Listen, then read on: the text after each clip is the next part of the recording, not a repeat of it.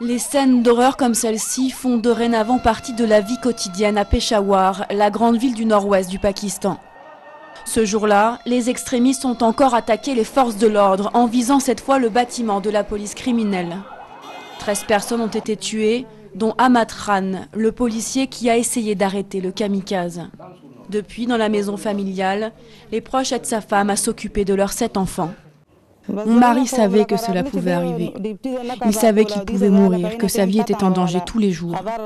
Une fois, il m'a dit « Tu sais, un jour, un kamikaze pourrait se faire exploser à côté de moi et je ne rentrerai sûrement pas à la maison ce jour-là. » Cette année, dans la région de Peshawar, au moins 190 policiers sont morts, tués par des attaques de militants islamistes.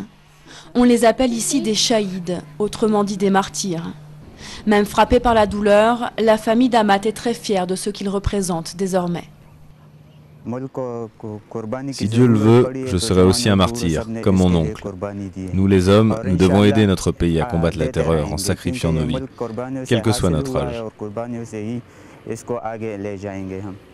Pour soutenir le travail de la police, le gouvernement a décidé d'acheter des détecteurs d'explosifs, une technologie de pointe importée des États-Unis. Une seule machine coûte 80 000 $ et les 15 postes de contrôle qui filtrent l'accès au centre-ville en sont équipés.